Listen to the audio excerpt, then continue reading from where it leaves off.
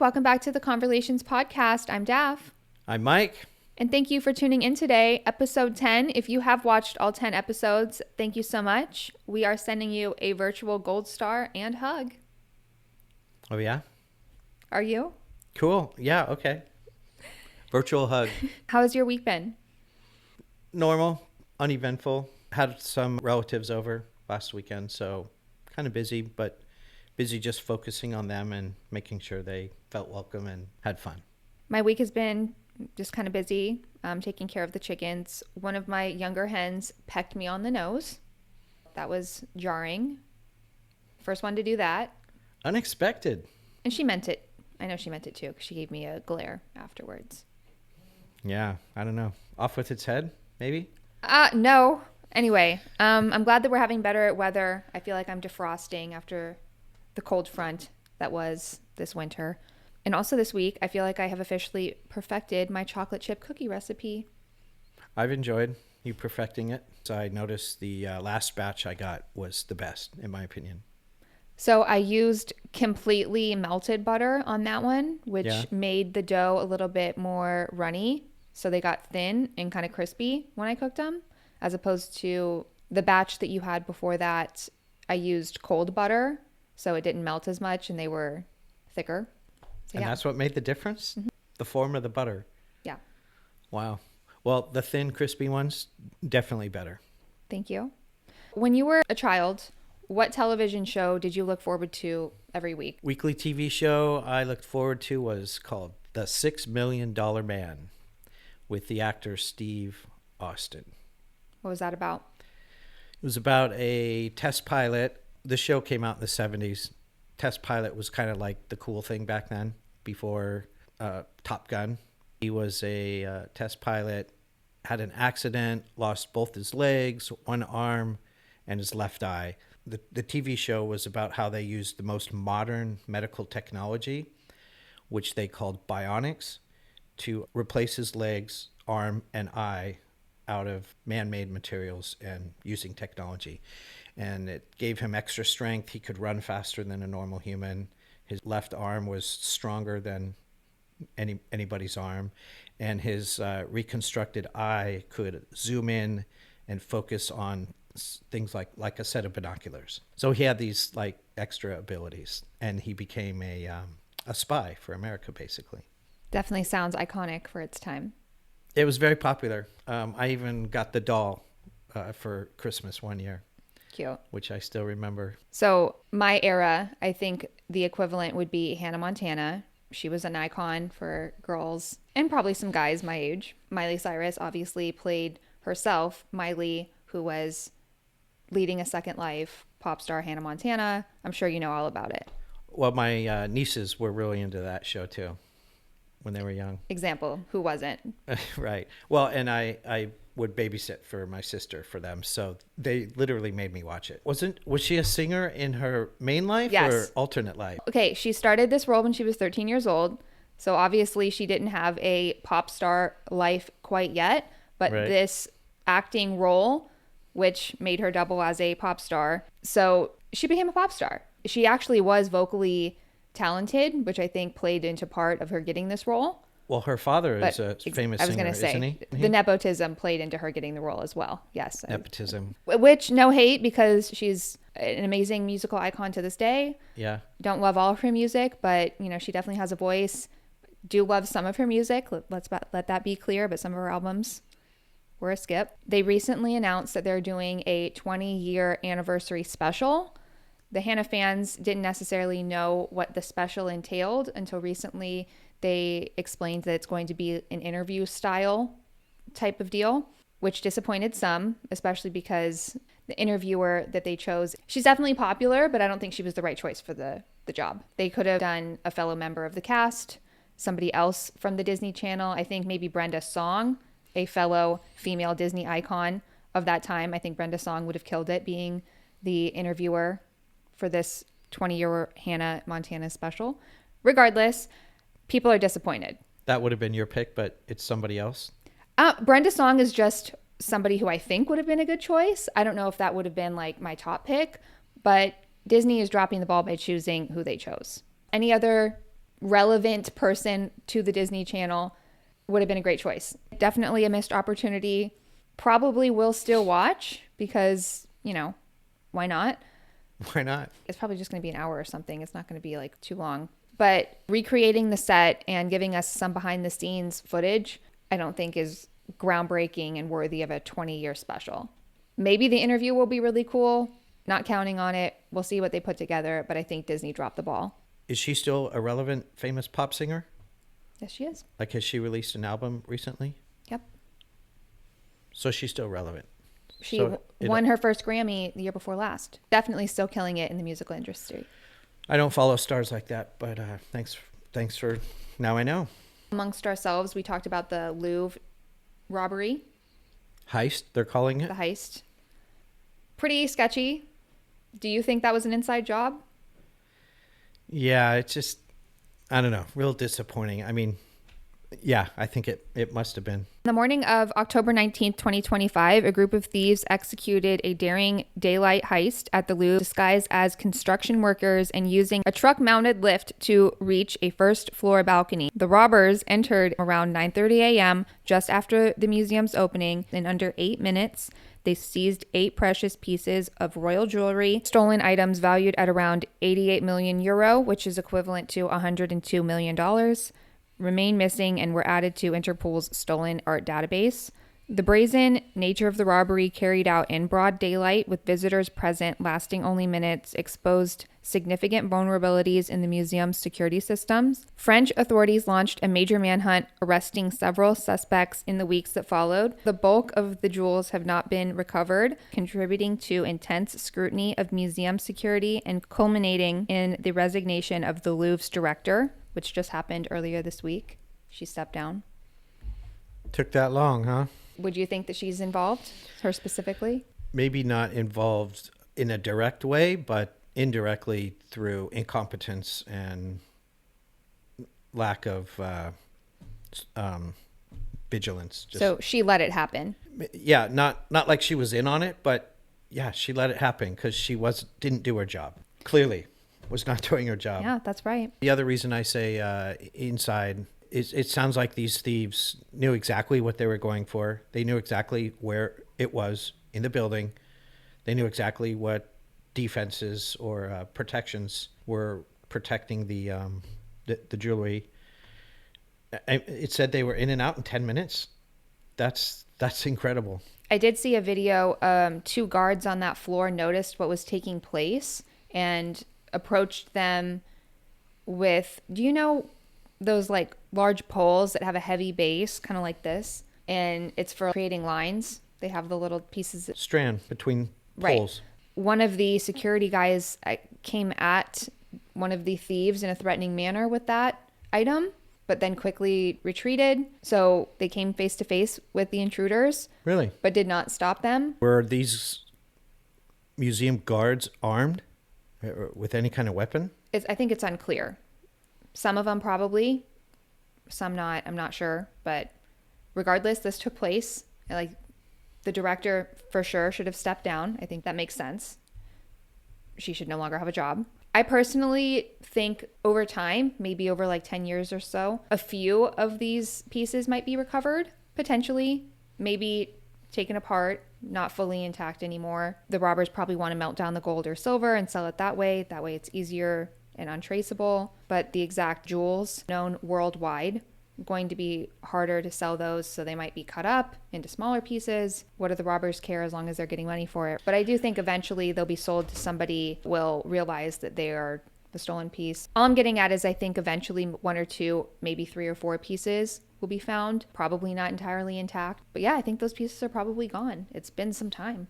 You're probably more right than you realize. Actually, I have a vague memory a while ago, some important art was stolen, like over 20, 30 years ago. And after 10, 20 years, it showed up. A rich guy came across it, bought it, and literally just gave it back. What are you referencing? Where was it stolen from? I want to say the Louvre, and it was a famous painting, and it had been missing, or it was stolen like 30 years ago. And about 10 years ago, a guy anonymously gave it back to the museum. Or what do they call it? Black market, black art market. He was wealthy, bought it, gave it back to the museum where he believed it belonged, which is rare. But you saying that some of it might be recovered, that's possible. If you could rob the Louvre yourself, what one item or art piece, would you take if given the opportunity? Achilles defeats Hector. Who's the artist? Rubens, I think is his last name.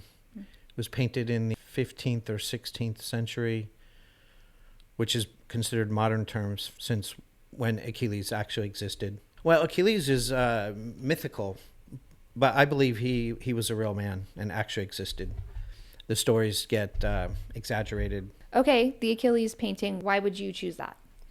I think the backstory to that painting is amazing. It's a part of history. It's just courageous, bold. It's a cool painting.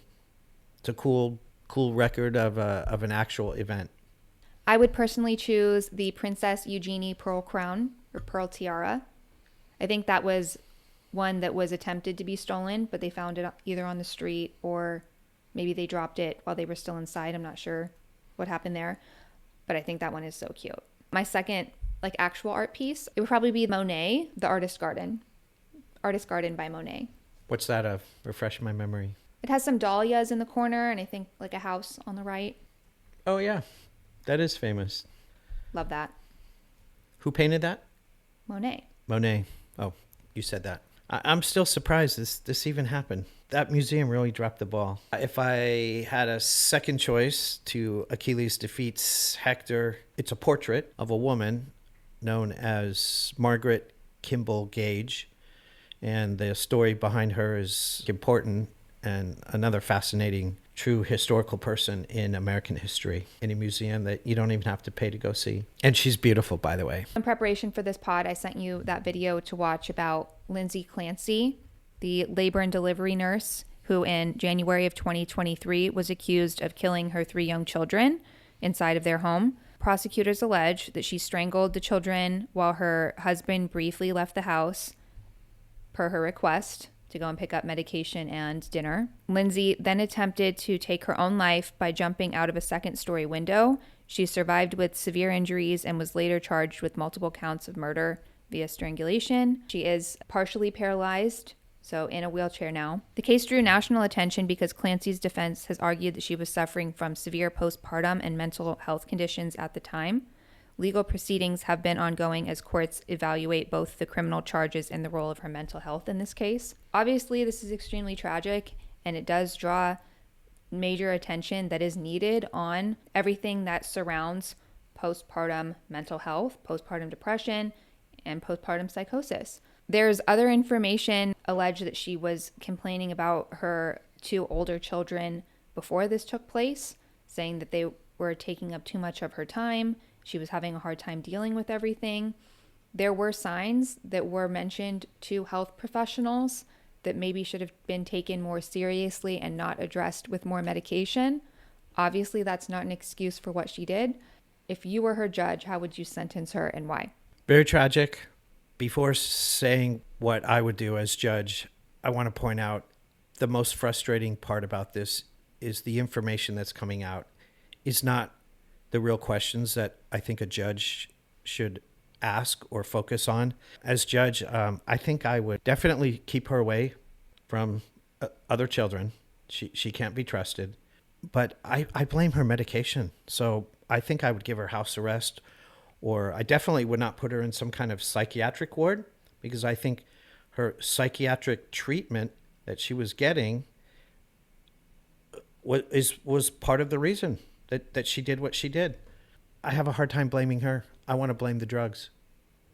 I would agree. I would blame the drugs as well, but I would say the lack of psychiatric care that she was being provided, example, not being admitted to a psychiatric hospital, whatever she needed, making sure that she is on the right medication before she leaves the hospital. Instead of changing the prescription, how about hold her in a psychiatric care facility where you can monitor and see if that medication change was what was needed. Obviously, she has 3 young children and she's needed at home, but I would say the lack of psychiatric care contributed to it. So I would disagree with you on that, but I would agree it's the medications. I was going to ask you what questions do you think the judge should be asking, but I think you would ask what medications is it that she was prescribed, how much was she taking, etc. What are the known side effects? Right. We all watch TV and we see the super lengthy disclosures of side effects for prescriptions that are advertised online. Excuse me, not online, but on TV. Who would take that with all these known side effects? But it's truly a reality that a lot of people need that. And unfortunately, when they start to suffer from these effects, a doctor's response is to just change the prescription instead of maybe potentially doing some more assessment. If I were to sentence her, I would sentence her to a psychiatric care facility at least for several years until there's no sign of her hearing voices. She said she was hearing voices for the first time ever, and the voices told her and prompted her to kill her children. It's concerning if the very first time you hear voices, you're responding that way. So I would say a psychiatric care unit for an extended period of time to make sure those voices aren't coming back is probably what would be helpful to her. But on top of that, I have to reiterate the fact that she is paralyzed and in a wheelchair. Really, what threat does she pose? If she needs 24/7 medical care herself, I don't think she has the ability to strangle any young children. She can always use poison. I mean, a determined person doesn't need to use physical strength and violence. She has no prior criminal record. It doesn't True. seem like she is bloodthirsty and wanting to kill children. People who are murderers, don't they usually start off small and when they're a child kill animals, and you can kind of tell that they're not exactly warm? I mean, this is a mother. Normally there's clues, there's a pattern. Yeah. This is a mother of 3 young children. Yeah. Unprecedented. Yeah, who expected that? I still would disagree with you, though, that she is still dangerous. For sure. I'm not saying she isn't. In my mind, how much damage could she really be doing if she needs 24/7 care? True. Although, yeah, it's just so tragic. I blame the drugs. And what's frustrating is the news, the information that's coming out. They're not discussing her medical history or her drugs or her psychiatric treatment. Didn't the details specify that she just got out of psychiatric treatment place for like a week before she did this? Oh, that's right. That slipped my mind. Yeah. So she was already supposedly getting right mental help, psychiatric treatment, and the proper drugs, and was being monitored regularly by psychiatrists. Yet she did this with no prior record or history or pattern. That's why I'd like to see more focus on the drugs and the doctors, but they won't talk about that. Agreed. If this is bringing awareness to anything, it's a call to be there for anybody in your life going through something like that. If you know a woman having a baby, make sure that they have the biggest support system. Make sure you are accessible and loyal to them. They might need help more than what seems. Let's end today's episode with some rapid fire questions, or not so rapid fire, whatever. Are you a cat or dog person? Dog. How about you? Yeah, I'm definitely a cat person. Although growing up, I did have over a dozen dogs in the home that I grew up in. So it's not like I'm not a dog person. Obviously, I professionally am a pet carer, most of those being dogs. So I guess I would say both. But in my day-to-day life, I'm a cat person. I love my cats. You also live for your chickens, too. Chickens are a close second, yes. You're a very loving personality, especially towards animals. Personal question. Did you grow up with animals? Are you an introvert or an extrovert? Introvert. But a lot of my friends think I'm an extrovert because I'm just less shy than I used to be. Less shy than they are. Okay. There's a spider in the house. What are you doing? If it's a black widow, I crush it. Anything else, shoo it outside. Pick it up with a piece of paper and take it outside. But I don't like poisonous spiders. Brown recluse or I don't think brown recluse are native to this area. You're mostly right, yes. They're rare. But they are here. What are you doing to the brown recluse? I'm killing it. Got it. Black widow, too. Any and all insects are getting squashed in my house. I don't give a crap. The only exception would be praying mantis, but I've never come across a praying mantis in my house. But I would Yeah. That one's not getting squashed. Well, they're kind of beautiful. If it can get sucked up with my cordless vacuum, it's getting sucked up, so I don't have to come in contact with it. But also, if there's somebody else that I can get to take care of the spider, I'm forcing them to take care of it. What is the best dish that you can cook? Well, my friends say it doesn't really count, but ramen. And I make pretty good sandwiches, but that's not really cooking, right?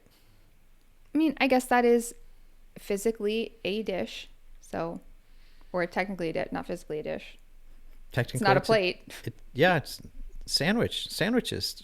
They're a way of life in California now. Anyways, good, healthy, tasty ramen. And I have a lot of experience eating original, organic, Japanese-made ramen for many years. What's organic ramen? Like made by Japanese in Japan with Japanese ingredients. You're driving at night. It's dark. I know you said that you see well at night, but you're having a hard time seeing for the scenario's sake. You're going a good 75. It's the open road. No one's around you. You got to get home fast. You really have to pee. Out of nowhere, an animal appears. You see the eyes. You're going too fast. Are you swerving and potentially crashing your car? Or are you just rolling with it? You got to hit the animal. It might die. What are you doing? I'm a very well-trained former professional driver, so I've already decided this and have unfortunately had to practice it. I'm hitting the animal. It is what you are taught in driver's ed. You stay straight, stay the course. I'm sorry for the animal. I never took driver's ed, and I know that I'm an excellent driver. With that being said, I'm swerving. I'm not hitting an animal. I'll slam on my brakes, but yeah, I'm not killing an animal. I don't want to say I'm going to potentially crash. Fingers crossed. Hopefully not. But I did run over and kill an animal on January 6th, 2018. It still haunts me to this day. I pulled over and cried. It was rough. I still see his little eyes. Him or her, I don't know. It haunts me. So I'm not going through that again. Describe yourself in 3 words. Reliable, stoic, and self-sufficient. Interesting. What is the most manly sport in your opinion? Ice hockey. Do you have like a runner-up? Sumo wrestling. Interesting. I would say logging or like lumberjacking. Logging. Is that a sport? I think so. I think they do competitions. They do competitions, yeah. I don't recall if there's a gold or silver medal for that, I don't know if though. they do that in the Olympics. But that is pretty manly. On days that you have nothing planned, what time do you wake up and start your day? Do I have to answer that? I'm embarrassed to answer. With nothing to do, no reason to get up, like 10:30, 11. Yeah, I'm naturally up by like 6:30, maybe 7 if I want to sleep in a little bit. But if the sun is up, I need to go tend to my chickens. So I want to throw in there a qualifier. It's not because I'm lazy and I oversleep. I'm just a night owl. So I love staying up till like 3 a.m. and then sleeping till 10. It's an interesting choice. I like the night. If you could have dinner with anyone dead or alive, who would it be and why? Julius Caesar. And he's the one who does speak English? Yeah. Okay. If language is not a barrier, it would be Alexander the Great. Great. Why? Julius Caesar, fascinating, great man. People loved him. They hated him. He changed the world. He literally changed the world. Much of the way we live today in America is because of Julius Caesar. He formed the Roman Empire. Okay, and the other one? Alexander the Great, just a badass conqueror and loved his mother. What are you asking him? What am I asking him? Wow. What gave you what inspired you? What gave you the idea to just leave your hometown, leave your mother, and just conquer the world? And he never lost. Who knows what he would say? I don't know. His own men were rumored to kill him in his 30s. I would say Brittany Murphy. Do you know her? I do know her. She was definitely taken out too young. I think she would be fun. Or Lana Del Rey. I think they would both be equivalently fun, conversational, iconic girls to have dinner with. What would you ask Brittany Murphy? I don't know. Did you get murder vibes from Ashton Kutcher? Oh, really? There were rumors that she was murdered. Maybe that's what I would ask her. Why do you think you were killed? I think she was living in a home that Britney Spears previously owned, and Brittany got so creeped out or caught a weird vibe, she literally left the house one evening and decided to sell it, didn't even return for her belongings, had somebody else move her stuff out. I think, if I remember correctly, that's what happened. So people are saying maybe there was like radiation poisoning or something crazy going on in that house, but that would have showed up in the autopsy. Weird. I remember when it happened, they were not releasing any autopsy details. Her official cause of death was pneumonia, which to this day is a very suspicious way of passing. A lot of friends in celebrity circles pass real quickly due to pneumonia. It's fishy all the way around.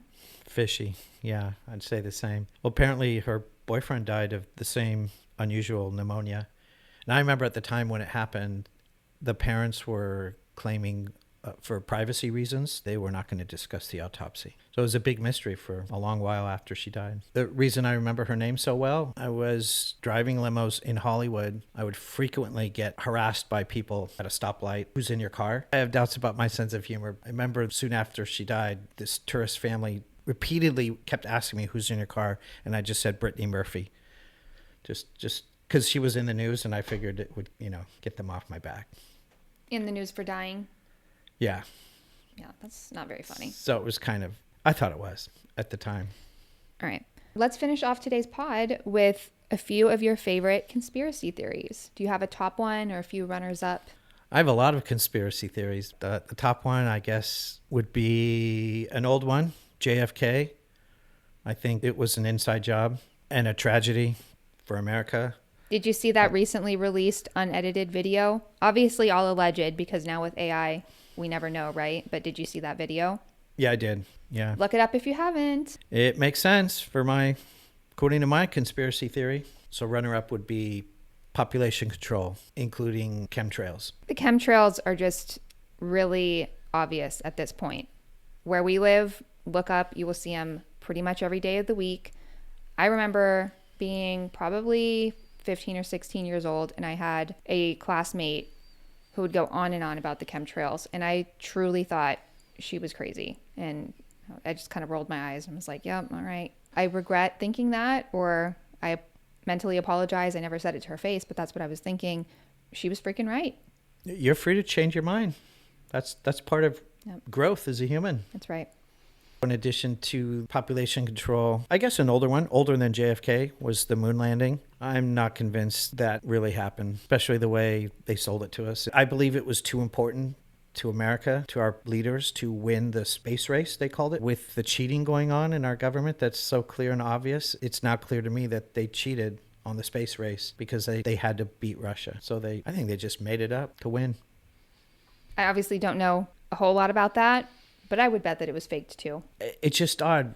We supposedly went there, 6 or 7 times back in the 70s, and just, nothing in 50 years. Definitely highly suspect. And then they claim, did you hear the story where some NASA expert said we've lost the technology to return to the moon? I do remember that. That was pretty funny. You heard, yeah. I mean, got lost. They deleted the file. Oops. It's just, wasn't backed up. So we don't know how to build ships and sail the ocean anymore. That's old technology, but we lost it. Unbelievable. Yeah, those are 3 pretty big conspiracy theories. Another one related to what we were talking about earlier with the paintings. The Margaret Kimball Gage is a bit of a conspiracy story behind her. She's a real life person. She unknowingly contributed to America winning the Revolutionary War against England because her husband, he was a general from the British military. He was here representing the king before America became America. Anyway, she inadvertently, through gossip, alerted the rebel colonist, the American rebel colonist. She told her doctor some conversations that she overheard serving her husband and his men tea time. She didn't know it, but her doctor was friends with Samuel Adams and John Hancock, and he knew where they were hiding, and he warned them that they were being sought and that the British were coming for them. That's some tea, but I don't know if I would call that a conspiracy theory. It's just a historical fact. Well, history debates if she actually had anything to do with the shot heard around the world. She directly led to that incursion, that little battle. What are you doing for the rest of the day? Errands, pay some bills. Not very exciting. How about you? I just also have to do some errands. I have to get cat food. I have to check on the chickens. Somebody laid a soft egg, so I need to figure out who needs some vitamins or whatever's going on over there. I have a dog sitting that I'm doing later today, so got to work. Not really much going on. All right. Well, thank you everybody for watching. Hope you have a great rest of your day, and we'll see you next time. Bye. Bye.